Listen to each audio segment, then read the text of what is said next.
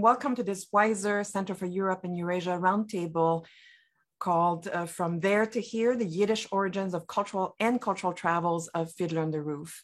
My name is Geneviève Zubrzitsky. I'm Professor of Sociology and Director of the WISER Center. And we're proud to work with UMS on the occasion of its staging of Fiddler on the Roof this weekend and provide parallel or enrichment programming around the play. In addition to today's roundtable on Yiddish, we also organized an exhibit of Polish posters of Fiddler on the Roof. It's at Weiser Hall here on campus on the 5th floor, and we invite everyone to come see the exhibit. And we also organized another lecture, which will take place this coming Friday at noon on Zoom on the refugee question in Europe today. I'll provide information about both of these events at the end of our event today. Before introducing our speakers, I'd like to invite Cayenne Harris, who's Vice President of Education and Community Engagement at the University Musical Society, to say a few words. Cayenne? Hello, Geneviève, and thank you so much. I want to have a grand welcome out there for anyone who is joining us today. And I know that many of you are probably planning to attend one of the two performances of Fiddler on the Roof in concert featuring orchestrations of John Williams. This is a UMS production in collaboration with the School of Music, Theater, and Dance. It will feature the Grand Rapids Symphony. We have Broadway stars alongside some of our phenomenally talented music theater students here at the University of Michigan. So an extraordinary event. The performances are Saturday, February 19th at 8 p.m. and Sunday, February 20th at 4 p.m., both at Hill Auditorium. I just want to say thank you to Geneviève for organizing today's panel and a big thank you to our distinguished guests. I know this is going to be a great discussion. So thank you so much. Thank you, Cayenne, and thank you for the opportunity to organize events around Fiddler on the Roof. So we're really proud together with CREES, the Center for Russian, East European and Eurasian Studies, as well as the Frankel Center for Judaic Studies for co-sponsoring this series of events. So now I'd like to introduce our distinguished guests. We have with us three Yiddishists, and I will introduce them in the order in which they will make presentations. And the way that it's working, they will each present for 15 minutes. Might exchange a few thoughts also after their respective presentations, and then we will open for your questions and comments. We ask that you write your comments and questions using the Q&A button on the right corner of your screen, and I will then pose them to our guests after the formal portion of the event. So first we'll have Mikhail Krutikov, who's Professor of Slavic Languages and Literatures and Tisch Professor of Judaic Studies here at the University of Michigan. He's the author of several books on Yiddish literature, including Yiddish Fiction and the Crisis of Modernity, 1905-1914, and Der Nister's Soviet Years, Yiddish Writer as Witness to the People. Professor Krutikov is also the co-editor of 9 collections on Yiddish literature and culture, most recently of the volume 3 Cities of Yiddish, St. Petersburg, Warsaw, and Moscow. You can also read his columns in the Yiddish Forward, and he's been a contributor to that publication since the early 1990s. We will then have Anita Norwich, who's Tikva Frimer-Kensky Collegiate Professor Emerita of English and Judaic Studies at the University of Michigan. She's a translator of Fear and Other Stories by Hannah Blankstein, 2022, and A Jewish Refugee in New York by Kadia Molodowski, 2019. Professor Norwich is also the author of several books on Yiddish literature and translation, and there are too many here for me to name, so I will just cite a couple. One is Writing in Tongues, Yiddish Translation in the 20th Century. Another is Discovering Exile, Yiddish and Jewish American Literature in America During the Holocaust. And Professor Norwich is also the co-editor of several edited volumes. So one is Languages of Modern Jewish Cultures, Jewish Literatures and Cultures. and Gender and Text in Modern Hebrew and Yiddish Literatures. Last but not least, we have Karolina Szymaniak, who's assistant professor in the Department of Jewish Studies at the University of Wrocław, and also researcher at the Emanuel Regenblum Jewish Historical Institute in Warsaw, known as JICH. She's a researcher, editor, translator, and teacher of Yiddish. Because of her expertise, she's been a consultant for the Polin Museum of the History of Polish Jews in Warsaw, as well as the Museum of Art in Łódź, known here in the US as LOTS, where she co-curated an exhibition on Deborah Vogel in 2017 and 18. Professor Szymaniak's scholarly interests include modern Yiddish literature, the problems of modernism and avant-garde literature written by women, as well as the history and theory of Polish Jewish cultural contexts.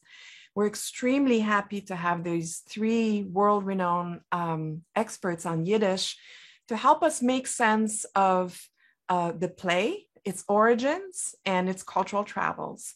So thank you again for participating, and Professor Krutikov, the Zoom floor is yours. Okay, thank you so much.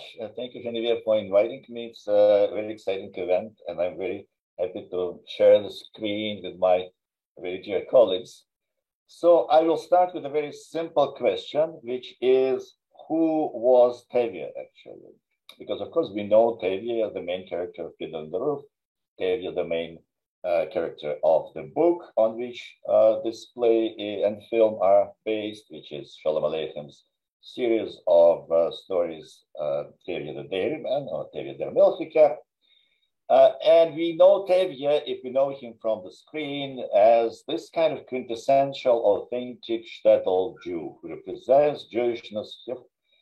He's a nice man, but he also has his certain shortcomings. He's certainly sexist, he's very conservative, but he is this kind of old-time Jew, right?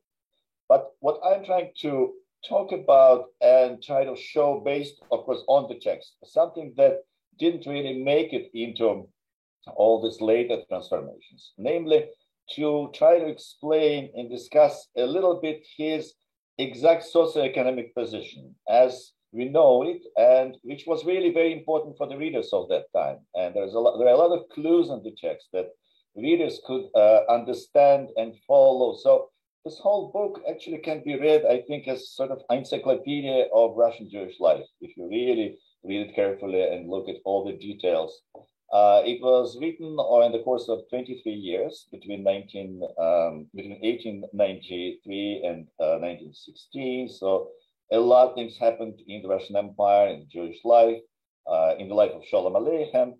And I would actually suggest that maybe somebody who wants really to continue this tradition of various adaptations would turn it into a TV series, because it would really work marvelously. Each story is a beautifully constructed episode that you can turn into a series. So that's for the future. But I will now share my presentation. I hope it will work. And I will show a few pictures that can illustrate some of the points that I want to make. So who was Tevye? The first most important fact to know about the original Tevye is that he was not a shtetl Jew. He didn't live in a shtetl.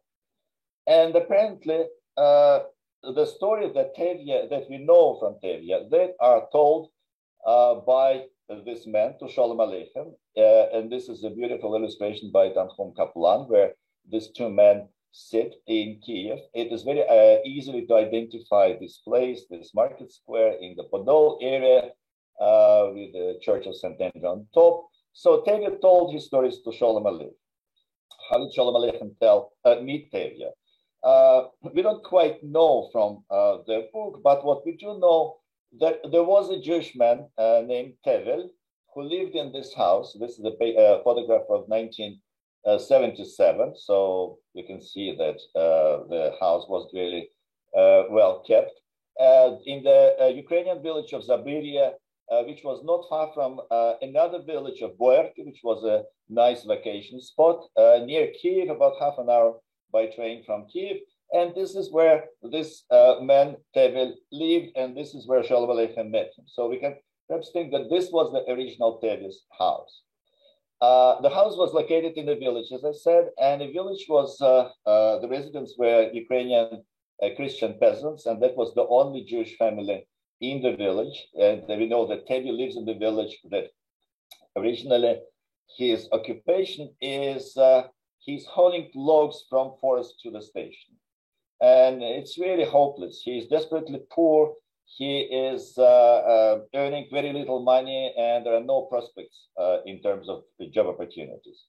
And then he strikes it rich.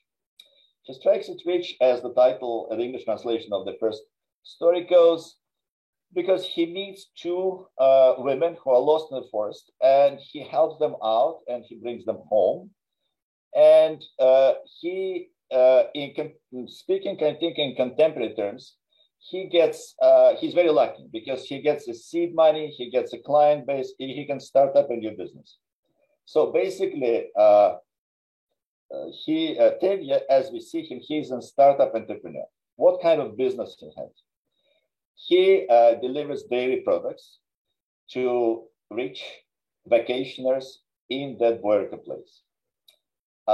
This economy wouldn't work in the shtetl because shtetl Jews are poor. They cannot really afford that kind of luxury goods. So he delivers fresh, local, organic produce to people who can afford it, who have a demand for that. Who are those people? Here we have another postcard of Boyarka, of a place on which Boiberik is based. Which was, as I said, a vacation place for wealthy, mostly Jewish people from Kiev, which goes as Yehupets in Shalom Aleichem. And these are these daches. And of course, this is a cart with a horse. You can imagine Tevye making his rounds around these daches, chatting to those people, selling, delivering them butter and cream and cheese, and they pay handsomely. They pay much more than local people would pay. Certainly in the village, you can't really have this kind of client base. And this is what creates a lot of, I think, anxiety for Tevye. And we can also understand perhaps better the psychological reasons for his behavior, because here we have another image by Kaplan, which comes actually quite close to the depiction of Boyarka, with this kind of nice dacha houses. And people, the vacationers who are coming from Kiev, from Yehupets. And here is Tevye, who looks at them. I guess he's a little bit, well, not a little bit, he's pretty envious of them.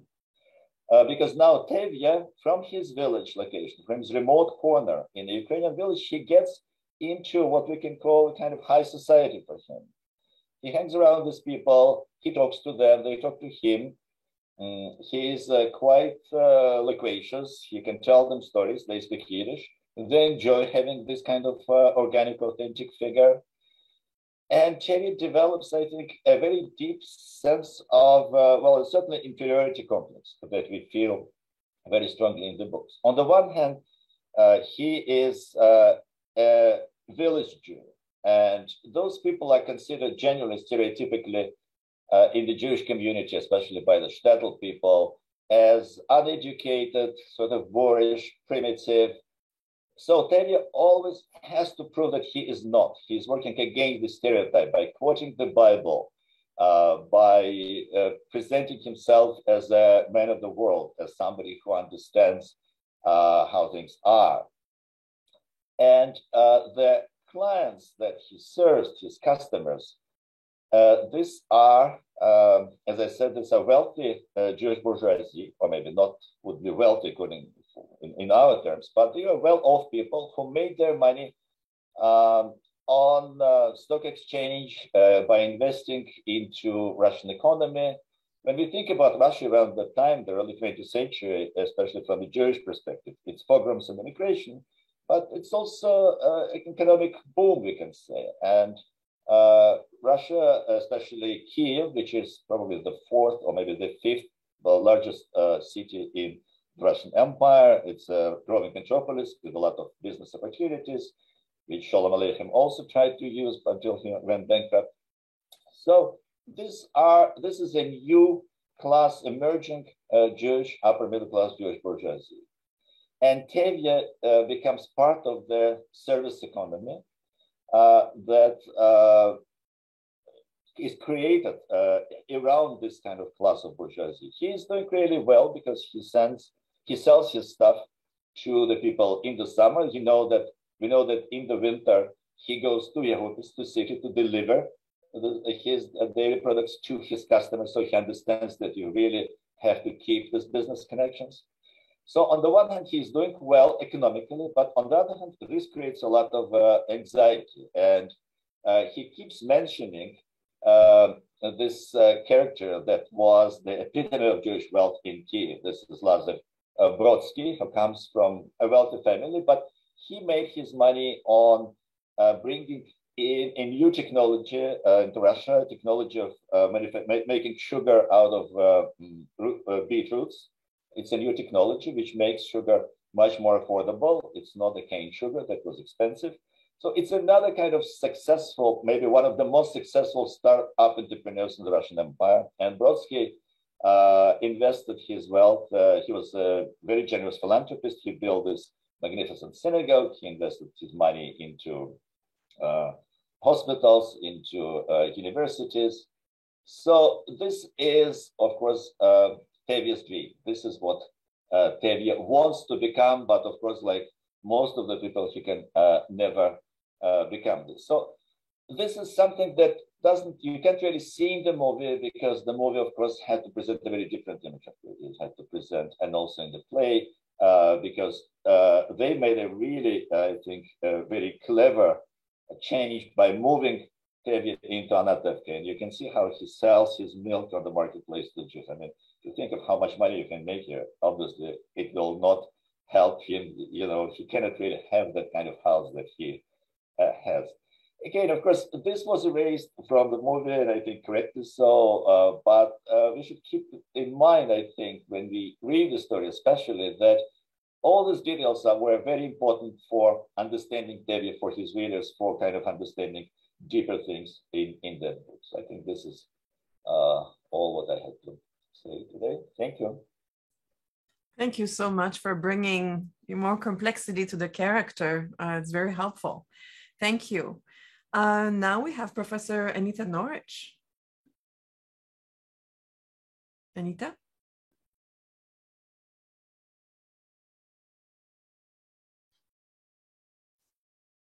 Anita, are you there? I apologize. Okay, good. I just made a very gracious introduction, and thank you to you and to the other panelists who I'm joining. But I'll just start right in. I think it's fair to say that there is no Yiddish text that has been more read or translated or adapted for stage and screen, analyzed, memorized than Tevye the Dairyman, as the Yiddish title has it. It is an archetypal tale. It's been adapted by almost every culture you can name. If you look on YouTube, you will find versions of this in Japanese, in Hindi. I'm going to talk about, very quickly, I'm going to talk about 4 film adaptations of it, which I'll mention in a moment. When the play, just as an interesting aside, when the play appeared first in Japan, it's reported that its author, Joseph Stein, was approached by someone in the audience, and he was asked, do people understand this play in America? It's so Japanese. And you can substitute Japanese with any other national or ethnic identity that you would like. Shalom Aleichem, well, as you know, or as you probably know, almost every one of these adaptations focus on the plight of Chava, of the daughter who intermarries, marries out, may or may not convert depending on the version that you're using. There are 2 key questions in every one of these films. One is about Chava, and the other is where to send the characters at the end. Shalom Aleichem himself was not ambivalent, but changed his mind with some frequency. As you heard from Professor Krutikov, there are, this took 23 years to complete this cycle of stories, and history intervened, and there were changes along the way. The choices in the text itself are Siberia, exile, a larger city, America, Palestine, or death, all of which are in various of these chapters. Sholem Aleichem himself also adapted the Tevye cycle. I'm going to call it the cycle instead of a novel. Adapted the Tevye cycle just before his death, when he wrote a script for the Yiddish stage and the silent screen. He died before it was performed. It was revised by his son-in-law, and it was performed in 1919, which is the same year that a silent film of it appeared. And here too, the focus was on Chava. There's some scant mention of the first daughter, but nothing with any real significance. So the four films that I would like to focus on are, okay, now I'm okay with the sharing screen? Okay, the four films are in Yiddish, Hebrew, English, and Russian. The poster that you saw accompanying this panel, it was from the Polish one, and I leave that conversation obviously to Professor Żermaniak. The first film, which was made in 1939 in Yiddish, Tevye, was directed by and starred in one of the most famous actors and impresarios of the Yiddish stage, Maurice Schwartz. It was filmed in 1939 on Long Island. Actors had come from Poland and Russia to take part in this.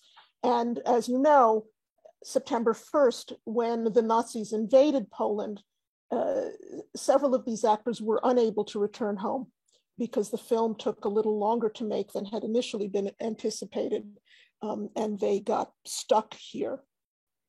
The second, I'm going to go to the English one.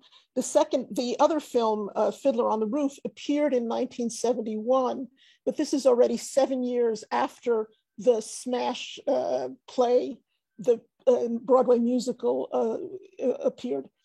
This one, Fiddler, was filmed in Croatia, then Yugoslavia, and is closer probably than Long Island could be considered to be to the scenes of Tevye the Dairyman. The Hebrew one, Tuvia v'Sheva Bnotav, Tevye and his 7 daughters, was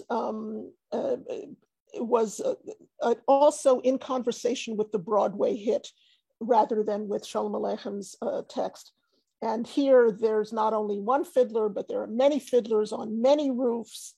And we'll see a little scene of that in a moment. The fourth Russian film, I'm going to apologize in advance for my Russian accent, Izidi, Get Thee Out or Get Out, which echoes, of course, the portion of the Bible in which Abraham is told to get out to another land. And it's also echoing one of the chapter titles of Sholem Aleichem's book. The Russian film appeared in 1991 in the wake of Glasnost and Perestroika. And as the Iron Curtain was falling and Russia was reimagining itself and trying to make sense yet again of its ethnic diversity and tensions, it was filmed in Ukraine, and therefore is probably the closest, not probably, is the closest in landscape and architecture to reproduce the world that Tevye would have inhabited. I want to look at the opening scenes very quickly, just a moment of each of the scenes from these 4 plays. And I'm going to talk over them as I do this. This is from the Yiddish play, and it's terrible. I'm not sure what's happening here. Remember that this is Long Island, not any place in Ukraine. And it begins with this sort of nostalgic view of a pastoral scene, and it will focus very quickly on the love between Fietke and Chava, between the peasant and the Jewish daughter. And you'll be happy to know that in Tevye, in Ukraine, everybody speaks Yiddish, regardless of where they're from. If we move rather abruptly to the fiddler, I mean, you all remember the fiddler on the roof. It's worth noting that here we do have a shtetl. Professor Krutchkov made a distinction between the village, the Dov, and the shtetl. In the book, Tevye is in a village, and he's the only Jew in the village. In Fiddler on the Roof, he's in a community apparently of hundreds. And it begins with the sunrise over the shtetl. It was shot through a silk stocking, which diffused the light and evoked a rather softer, more shadowy environment. In the second half, as conditions in this place worsen, the film shows less and less color. And then, of course, we will break into that oversung song Tradition, which everyone can probably sing by heart. And I just want to point out that when he sings Tradition, he points to how tradition teaches Tevye and his community how to eat, how to sleep, how to work, how to wear clothes.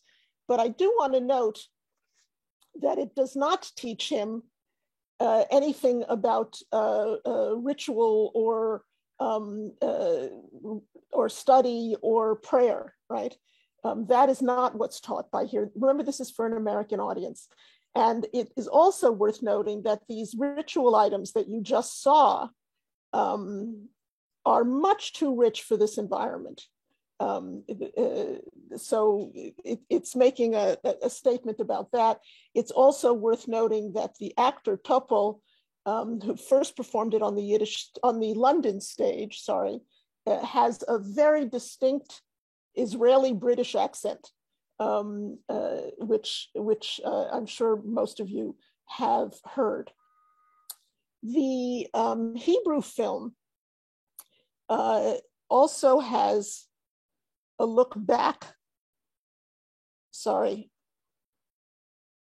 So the Hebrew film also shows us a humble natural scene, and it will have a scrolling through, which is a historical account in the Hebrew. It begins with a song that to which the movie returns at the end, that asks, where is this path leading, right? Where am I going? And it concludes, I'm going to my shtetl, which is of course not where anyone is going. And then the scrolling text, which will appear in a moment, says that in the beginning of the 20th century in Russia, about 3 million Jews lived in conditions of oppression and persecution. The number is probably closer to 5 million. They hungered and suffered pogroms. And then in this small Ukrainian town of Anatevka lived Tevye with his wife and his 7 daughters. Okay, the Russian version is the most peculiar of anything that you have seen.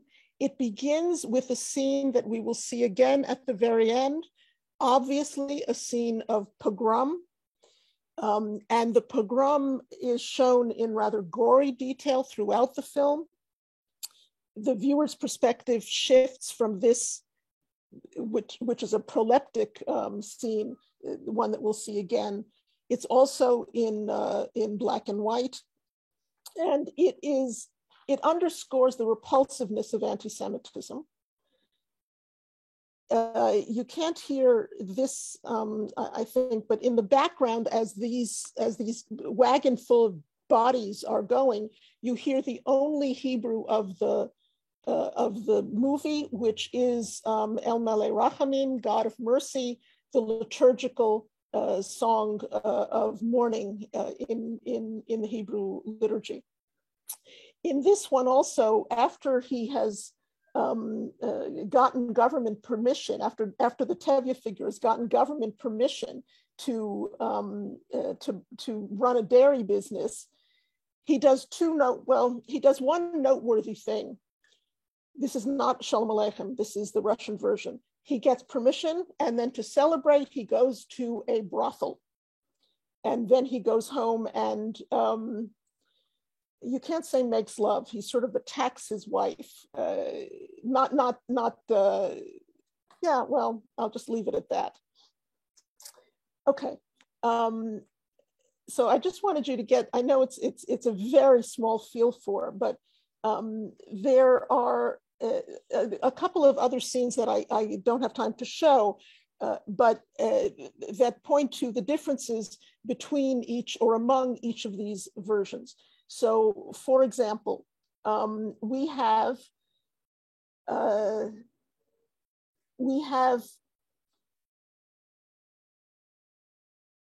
each of them has different numbers of daughters, as does Shalom Aleicham's own text, right? The Yiddish has 2, the English 5, the Hebrew 7, the Russian 1. That's one difference. Another crucial difference is what happens after Chava has gone off with Fyetke.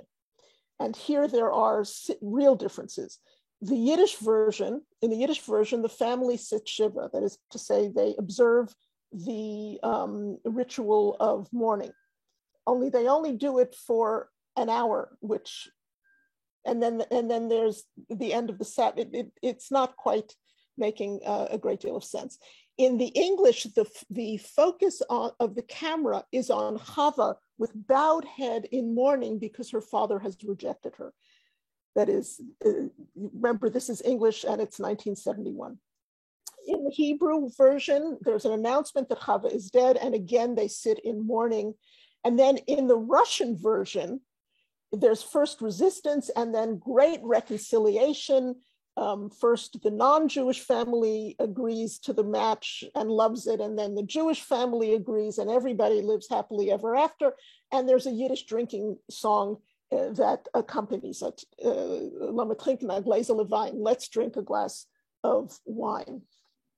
The endings of the film, which was one of the two things I said were most important, are also very different and not entirely unexpected in their difference. In the Yiddish one, Chava rejoins her exiled family. It's not clear where they're going, but they are going together. In the English one, Chava will stay. She doesn't go with her family to the US because it's not necessary to do that, is the implication there. But the US America is considered one of the real options for Jews in Eastern Europe. Some will go to the big city, although in 1971, we know what the fate of most of those people will be. And there's a scene of mass emigration and going off in all different directions in the English one. In the Hebrew one, not surprisingly, all go to the land of Israel. And in the Russian one, there is both this, there is a pogrom, but there is also the defense of the Jewish characters by their non-Jewish neighbors. Okay, so it's not surprising that each of these films changes Shalom Aleicham's text. They're translations from turn of the century Eastern Europe to a very different environment, to a very different time. Professor Krutikoff also mentioned the Hebrew quotations or misquotations or adaptations that are in the text. Each of the films uses language in a comparable kind of way. In the Hebrew and the Russian film, Yiddish is what assumes that interjection, that is interjected. In Hebrew, Yiddish is comic, it's nostalgic, it's quite rare. And the English one, in I think fairly typical fashion, is monolingual, except for a mumbled rare prayer and the ubiquitous Mazel Tov, congratulations, when there's the announcement of a marriage. One of the most striking things to me about the Tevye cycle and each of its adaptations is what they share rather than what they differ in. And that is ultimately a focus on the family as the unit of meaning, not the individual and not even the community, although the English one shows an enormous number of people in this community. And I think this shift to the family from the community, which is what one might expect as the focus of a Jewish text, but the shift to the family is a psychologically, at least, and historically and sociologically significant one.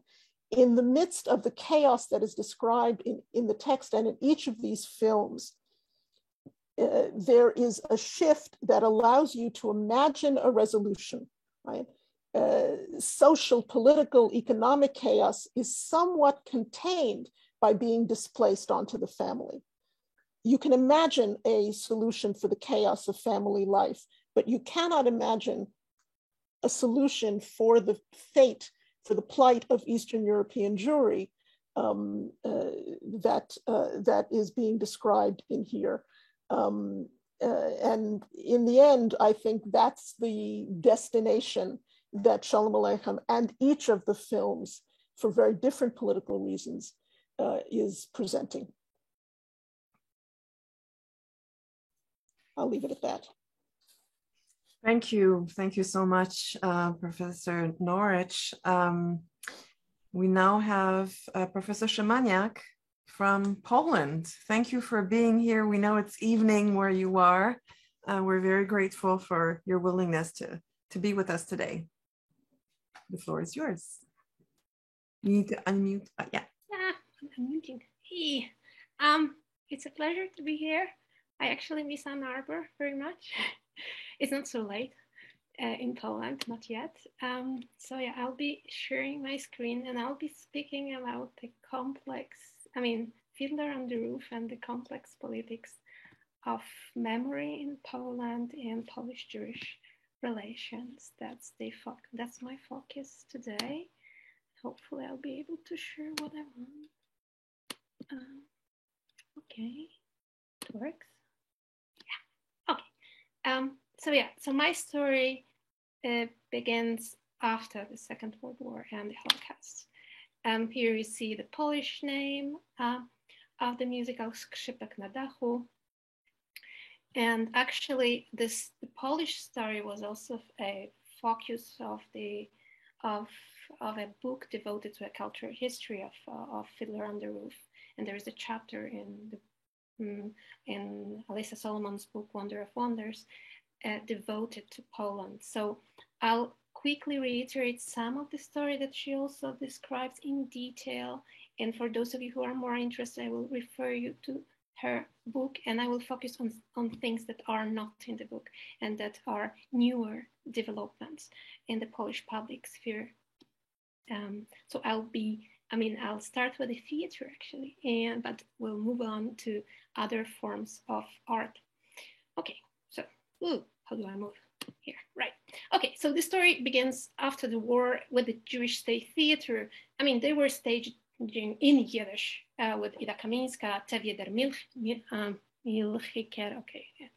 Tevye der Milchiker, and they were planning on staging the Broadway musical Fiddler on the Roof in the 1960s. However, what happens in Poland in the late 1960s, is an anti-Semitic campaign where 1967 post Six-Day War, and where the politics of the Soviet bloc changes, and anti-Semitic campaign starts in Poland, which results in massive immigration of many Jews who were still in Poland. However, there is still a community that remained in the country. So it became impossible to stage the musical. Also, simply the ensemble of the Jewish State Theater dismantled. Many of the actors, including Ida Kaminska herself, left the country, and so this became just a symbol of what happened to the Yiddish and Jewish culture in Poland in the late 1960s. Until then, there was still a public Jewish culture in Poland in Yiddish as well, publishing houses, schools, one publishing house to be precise, schools, also with Yiddish as a language of instruction, in a newspaper that still existed later on, and the theater. So the theater remained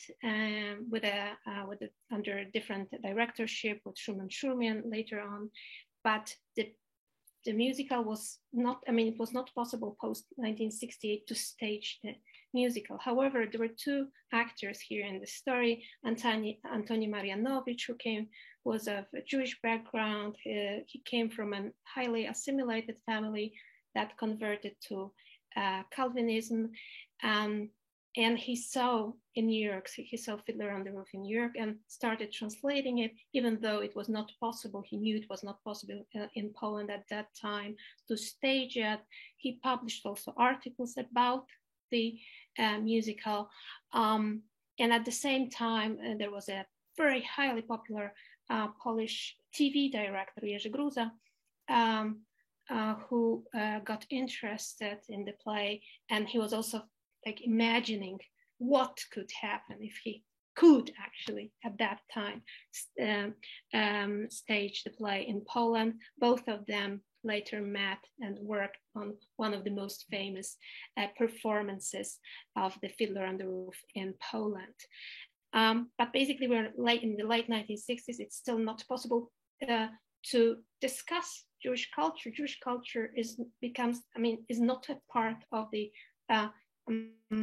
official public discourse, but it becomes a part of the counterculture discourse and the opposition discourses and publications, underground publications, or what we could call, but we don't call it like this in Poland, samizdat publications. So this is 1970s and 1980s. Late 1980s is when Marianowicz also publishes an important article about Fiddler on the Roof. But Fiddler on the Roof per se was not a focus of these counterculture discussions. There was interest in Jewish culture, there was interest in Yiddish culture as a counterculture, but Dybuch was more interesting. Early 1980s, this is when Dybuch is published as an underground publication, and also outside Poland in London. And Andrzej Wajda, a famous Polish director, gets interested in this play, another famous Yiddish play that became a site for discussing memory and history. But at the same time, 1981, that's the martial law in Poland, and then the ensuing 2 years of a harsh political situation in Poland under the communist regime. But by 1983, the communist regime understands that for its public, diplomacy, and to create an image of a more democratic country, they could use the Jewish topic, and they could play this Jewish card. So, for example, translations from Yiddish are published as early as 1983. This was a whole anthology of Yiddish poetry that was prepared in the late 1960s and could not be published. And this is the time when Marianovich and Gruza also understand that this is the time to try to do Fiddler on the Roof in Poland. I mean, there are many issues involved here. For example, the money, how do you pay in American dollars for the copyright? So Marianovich talks to the creators of the Fiddler on the Roof. He writes them and explains that it's very important. And I mean, the importance of doing on staging Fiddler on the Roof in Poland at that time. This would be a part of Poland's fight with different forms of oppression, including anti-Semitism, and that this would contribute to Poland's fight for struggle for liberty. And so Fiddler on the Roof suddenly comes into the stage as this vehicle, as a symbol, as one of the symbols of Poland's struggle for liberty, of a new vision of democratic Poland. That's one thing. And so here we have two sides: the communist regime playing the Jewish card and using Jewish topic, and then the opposition and the artists who really want to use the Fiddler on the Roof as an intervention into the Polish social imaginary and to introduce back the Jewish topics into the discussion and make them public again. And this is what happens. We're in late early 1980s. It's 1983. The first performance, it's in Łódź or Lodz. You will see all those probably beautiful posters on the exhibition. This is not a great performance, by the way, but it's the first one. Then 1984, Grand Theater in Poznań, and then the most famous one, the one that Gruza did. This is Teatr Muzyczny, so musical theater in Gdynia. Gdynia is in northern Poland, next to Gdańsk. And here I'm quoting Alyssa Solomon discussing this moment. And she says that Fiddler on the Roof entered the Polish repertoire as a document of Jewish history bound up with the emerging project of commemoration. Yes, and then also and this is also very important, as a vehicle for different political agendas. I mean, and sometimes contradictory political agendas. Marianovich, so the translator, could see the musicalized mythical shtetl that could serve like this as a gentle point of entry into the discussion of Polish-Jewish relations and the Jewish history of Poland. So the gentle, so introducing back these discussions, but from through a story that seemed to be safe for the Polish audiences, that could, help Polish audiences reimagine the lost Polish-Jewish multicultural past. And actually, since then, Fiddler on the Roof was a vehicle for this, for different projects, reviving or retrieving the lost multicultural past of the country. So here you see the source here is the Encyclopedia of Theater. How popular Skrzypek na dachu became, starting from May 1983, then the two performances in 1984, and then the early 1990s until recently. Some of these are still being staged, for example. So these are only the dates of the premieres. So this is really a very popular and still a very popular musical, or it's also popular as part of different performances, TV shows. And I wanted to show you one TV show, but it's too complicated, so I'll just go on and do my other thing. Here you see like 30 years of the Skrzypek Nadahu in Poland. There is there was this concert in Łódź in 2013, and very typical representation here, also using this Jewish font that is not only popular in Poland, so this marking the Jewish difference also visually. There is actually also a very terrible restaurant, Anatevka in Łódź. And this is something that Barbara Kirschenblatt-Gimblet describes in detail. It's a very interesting, I mean, from a point of view, from ethnographer's point of view, like, because this restaurant is staging actually Polish stereotypes about Jews, and you get this little Jew. After you finish your meal, you get this figurine of a little Jew that you can take home, and this figurine with a coin, with a money that will bring you luck and money. So Łódź is a complex site when it comes to Skrzypek na dachu, or Fiddler on the Roof. This is a poster this is something you will see it in a better resolution in and many more probably beautiful posters. So of Gruda's performance in Gdynia in 1984, and this was really super popular. It became super popular, and people really, the audience, it was always full, always sold out. They also performed in Warsaw for a certain period of time, and there was this big, perhaps first billboard, as Solomon writes, in Warsaw, in the very center of Warsaw, on Pałac Kultury, Palace of Culture, that was Stalin's gift to the city of Warsaw. So in advertising for the Fiddler on the Roof, so there was this symbolic meaning to this, like that the Jewish topic became, again, the central, in the very center, also topographically, and in the very center of the Polish capital. Gradually, Fiddler on the Roof, as Solomon emphasizes, became a central point of reference for Jewishness itself, a vehicle also for the so-called Jewish revival that started in the late 1970s and 1980s, and then post 1989. It became a point of reference for people who were also searching for the Jewishness. But while in the 1970s and 1980s it was a positive point of reference, then soon it became a negative point of reference. And I'm moving here to Midrash, a Jewish magazine journal that does not, ceased to exist 2 years ago, 2019,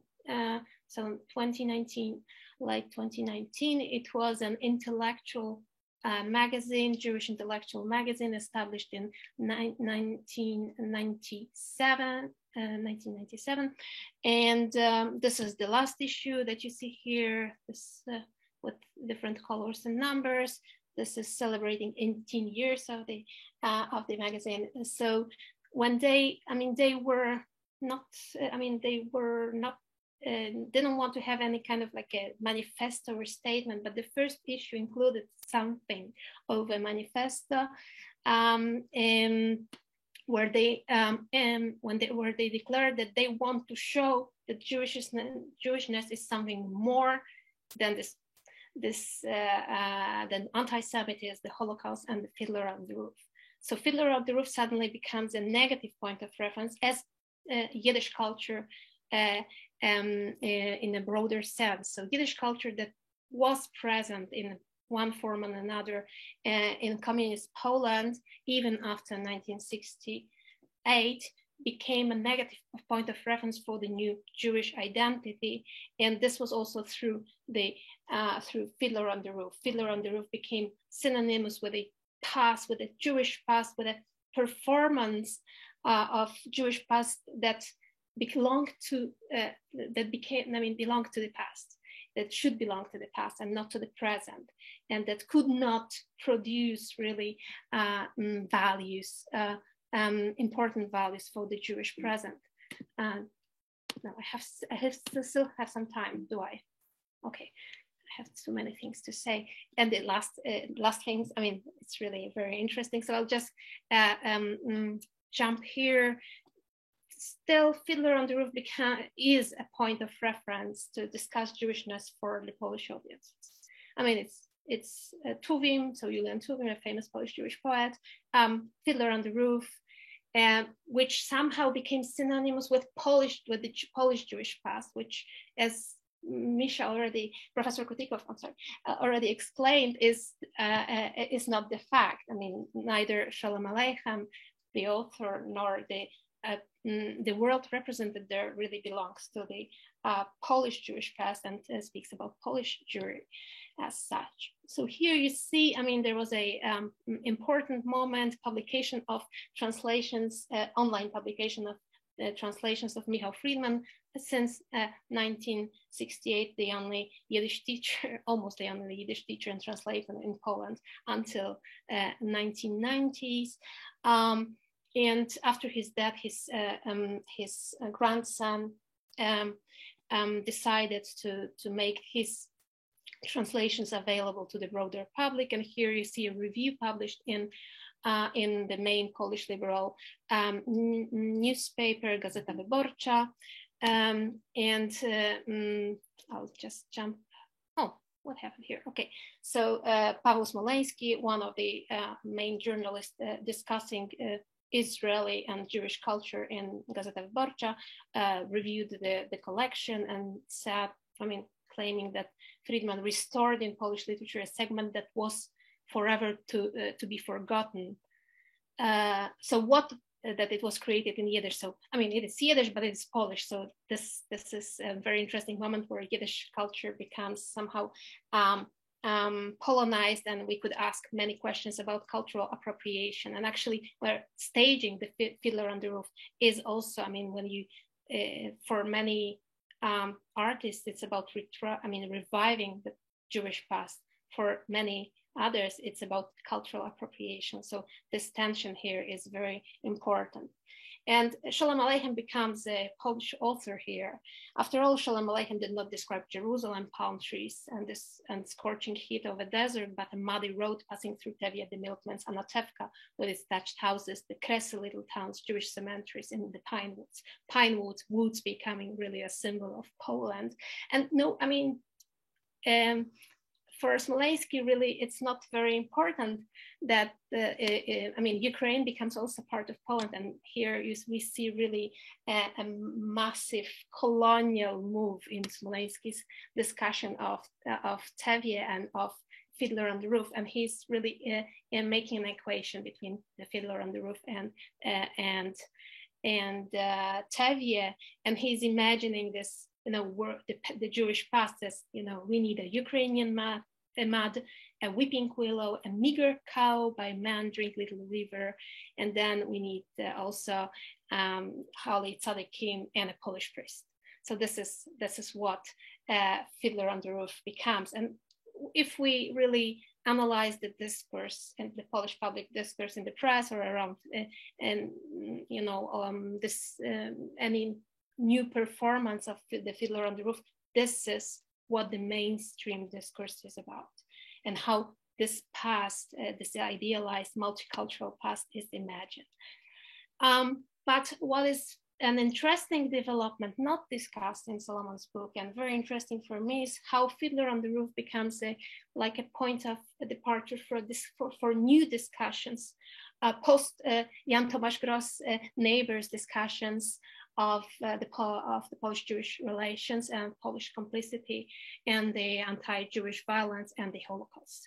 So here, very bad resolution. I hope you see it in a better resolution on the exhibition, is Skrzypek na dachu, staged in Lublin. And in the program for the musical, they also discuss the historical context and the pogroms in the Russian Empire. And so the authors of the program mentioned that these pogroms also took place in Poland, but that the Polish society was more civilized than the Russian society. I'm almost quoting here from the program, and that this would never be possible. I mean, the Russian type of pogroms would never be possible in Poland, where you needed, the authorities to start a pogrom. And on the other side of this slide, you see Mirosław Tryczyk's Drzazga, Lies Stronger Than Death, that explores these family stories of anti-Jewish violence that were not passed to the second generation, and the third generation, as Tryczyk himself is exploring this past. And Tryczyk also, I mean, he tells different stories, but he starts from himself. It's also a private story, and he remembers his grandfather, anti-Semite, who also watched Skrzypek na dachu, and Tryczyk realized that when he was watching, I mean, they got tickets from the authorities, and that this was for free, so he went. And Tryczyk uses Skrzypek na dachu to discuss the hatred that was there in the family, even though there were no Jews around anymore. And he's describing his grandfather looking at Skrzypek na dachu and making anti-Semitic comments. So Skrzypek na dachu becomes right now, I mean, a point of departure for very different discussions of the Polish Jewish past. And I'm concluding here with something that is super interesting, and I won't be able to speak about it a lot. So here you see two historical novels. It's alternative history. One is called Wallenrod by a right-wing writer and journalist Marcin Wolski. Another one is called Powroty Returns by Adam Pietrasiewicz and Wojciech Bogaczyk. Both of them discuss the Holocaust in an alternative history where Poland becomes an ally of the Nazi Germany. And the two novels, I mean, offer different perspectives on what would have happened if Poland became an ally of the Nazi Germany. And both of them discuss anti-Jewish violence and pogroms, and use and allude to the pogrom in Jedwabne, the murder of the Jedwabne Jews.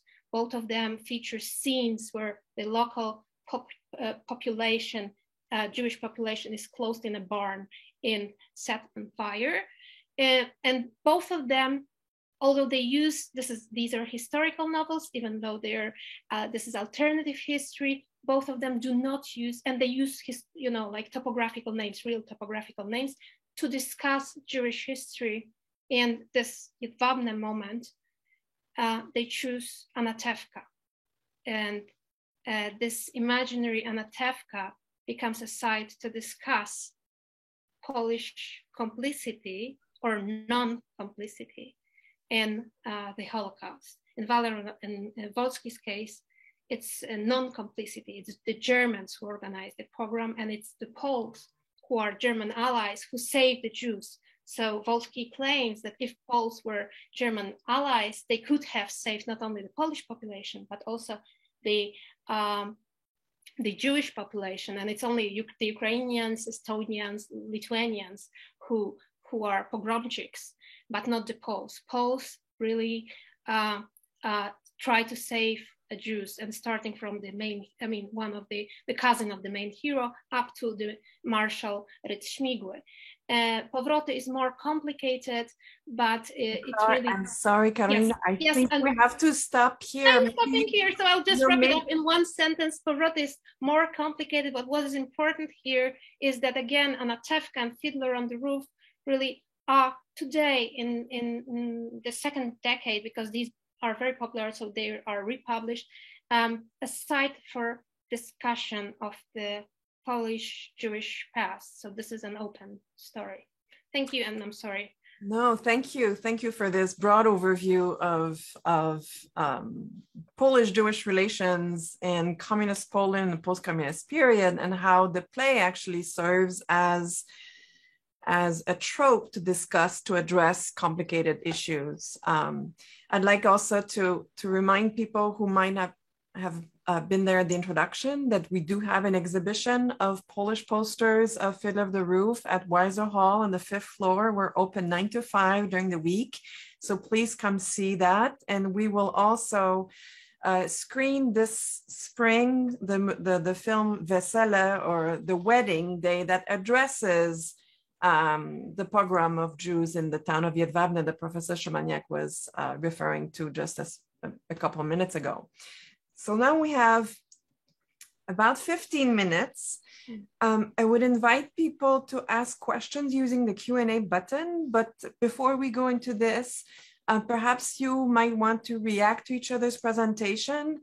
I want to thank you again for being very, focusing on different aspects of the place of Fiddler of the Roof in Yiddish literature, in popular culture, and the different role it played also in different countries.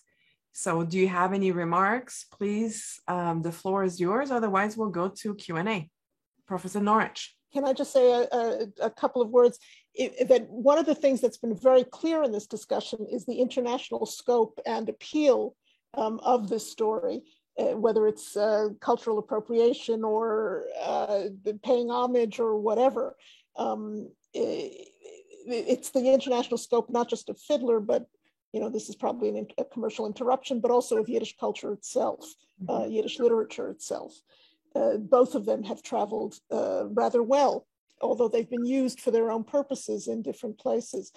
It's also the one thing that we didn't mention that may be too obvious to mention, but perhaps bears mentioning, is Fiddler on the Roof is obviously not a Sholem Aleichem image, but an image that comes from Chagall. And this combination of Jewish arts, I think, is picked up everywhere. But Fiddler on the Roof is not grounded. I mean, quite literally not grounded. It's something ethereal, it's something mystical, something mysterious. And each of these adaptations of Fiddler have tried to concretize that in different ways. And with, the particular and the universal certainly comes into play here. Thank you. Misha? Professor Kurtikov? Yes, thank you. Very interesting again. It's an amazing work of art that allows for so many different adaptations, for so many different ways, traveling from one medium to the other, and so many years, so many countries. But I just wanted to mention again something that I think we have to keep in mind, that there's no program in the book. That there is a kind of a mock program that neighbors try to do. They tell them, okay, we have to do this program. They tell us, but do it yourself, like break one window, that's fine, because we actually like you. So there is really no anti-Semitism. And Tevi is expelled not because of the program, because of a decree, specific decree from the government that expels Jews from the countryside to the cities or to towns. So it's, of course, you need to have a program and that kind of story, but it's interesting how it becomes, especially in some Polish presentation, a very central piece of that. And it's also interesting how it moved to what they describe Kresy, which is not actually Kresy because it wasn't really part of Poland. It's key area, but how it's getting sanitized also, because if you look at Peretz, who is quintessentially Polish Jewish writer, there's a lot of tensions and a lot of issues, but somehow you really don't turn Peretz into a contemporary writer, as far as I understand. Yeah, I mean that also, I mean, your two comments, I mean, about Chagall, how that the Fiddler is a product of Chagall's imagination, or, like translating Chagall into something more commercial and edible. So this gentle point, maybe this is a gentle point of entry for different audiences for different reasons to, to discuss different topics in the Jewish history. But yes, I mean, what we saw, I mean, how, Japanese, how Polish, how, the Fiddler is, we see the need to somehow appropriate the musical and how it works in different contexts. And that's quite what Professor Kurtikov mentioned. I mean, that's quite amazing how Sholem Aleichem became such a Polish writer, Polish Jewish writer. And yeah, Peretz, who is so close, to to Polish Romanticism and to Wyspiański and to Wesele in another form is not. I mean, he's not being staged, and here's a historical moment actually with this new Smarzowski's also film that Professor Zubrzycki mentioned to introduce parrots, but somehow I mean, parrots does not allow perhaps, but that's maybe. Does not allow for this recreation of a sentimentalized past. Perhaps that's Shalom Aleichem does not either, but it's through the transmission of the American Fiddler of the Roof that it happened, not through Shalom Aleichem per se, though he was published in the in the Soviet bloc. He was very popular and translated in so many languages and available to different audiences. So in Poland, for example, he was popularized by none other than Jarosław Iwaszkiewicz, a very important and one Polish writer and central figure in the Polish literary establishment in the communist Poland. So it's something to think about more, perhaps. Well, one issue that's interesting also, I mean, the fact that it's both a very Jewish story, but one that's very universal, of this passage from tradition to modernity and question of gender roles, for example, and moving to the city, moving to a different country, intermarriage, so that people across the world actually could really identify with these questions that are, present for, in every country, in every place, and that could resonate with different people for different reasons, actually. And the gender issue is a very important one, actually, and having your family basically not accept a woman's decision is something that a lot of people could identify with. We do have questions, so I will ask some. Let me see.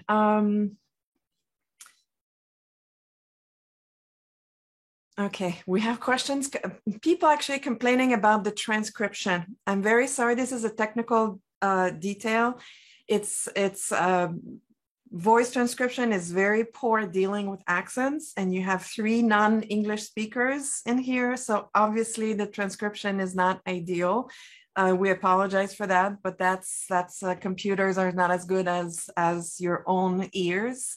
We have a question by Kasia Kietlinska, who's asking, to what extent is the popularity of Fiddler related to the need to domesticate through folklore the Jewish presence as safely in the past, and also as a way to deflect attention from the newer story of Polish-Jewish relations? In Jazga, after all, the grandfather participated in murdering of the Jews by Poles during the Holocaust. You could also extend that question to think about how American Jews like to portray life in the old countries, and the reasons why they had to leave, and that they're watching the film or the play with knowledge of what is to come, and of the Holocaust.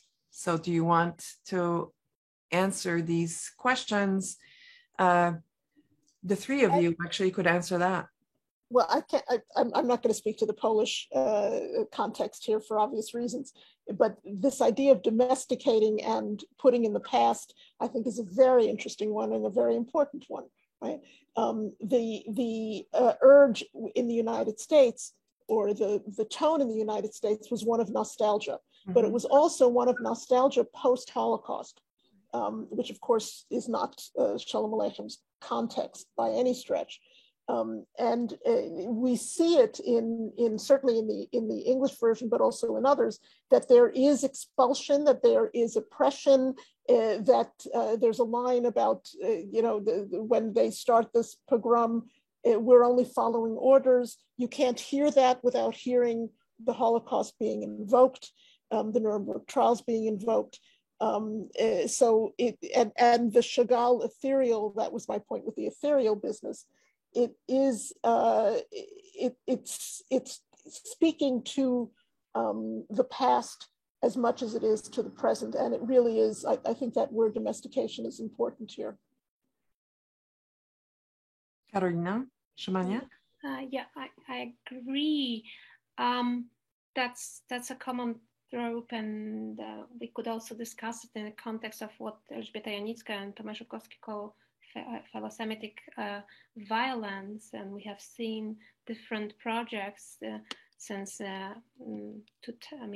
since the publication of Jan Tomasz Gross' Neighbors that use this trope to domesticate not only the Jewish present, but the presence as a safe in the past, but also like to imagine another type of past that never was. I mean, so yes, of course, that's quite obvious, and sometimes it's very liberal projects that are supposedly critical, and we have seen this presence of the Fiddler of the Roof. Also, we were commemorating actually now a few years ago the year 1968 in Poland, March 1968, and here, very interestingly, the trope of the Fiddler on the Roof and Chagall came back into the discussions. So, of course, it's a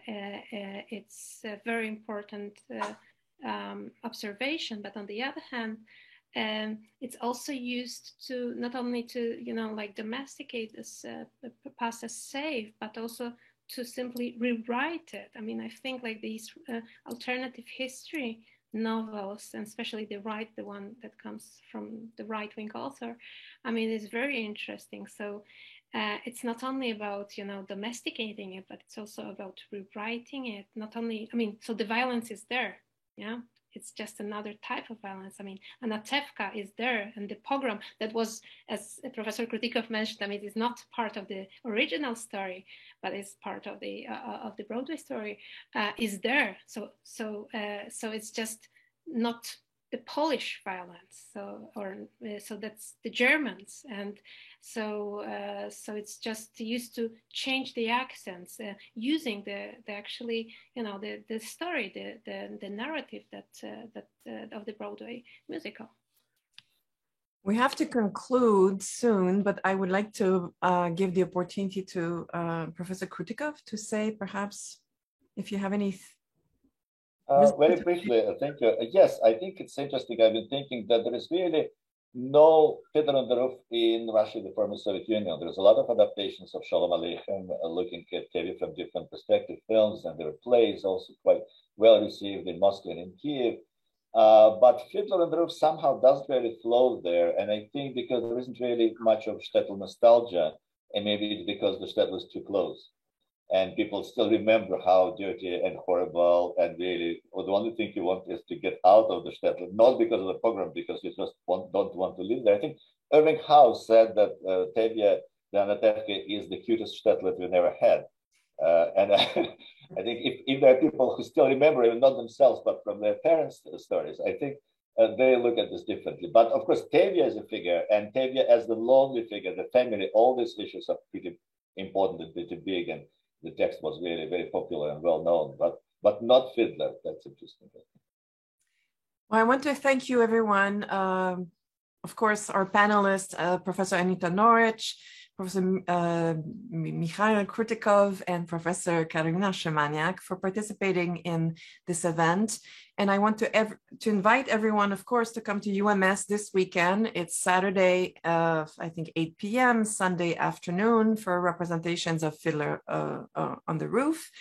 But also to join us on Friday, we have another lecture, that discusses the refugee crisis in contemporary Europe from the English Channel to the Polish-Belarusian border. So we want to address another theme, not from the original, but from adaptations of Fiddler on the Roof with John A. Young, who's Senior Staff Development Officer of the United Nations High Commissioner for Refugee. And please come see us, come see the exhibit of Polish posters of Fiddler on the Roof. And if you're interested in our events, we do a lot of things on Polish-Jewish relations. And we're screening a film this spring at the Michigan Theater that addresses the pogrom of Jedwabne, and we have a Polish Jewish initiative also. So please consult our website for this. And thank you again for the Frankel Center for Judaic Studies, CREASE, and the Copernicus Center for Polish Studies for co-sponsoring this event. Thank you, and we hope to see you on Friday and this weekend.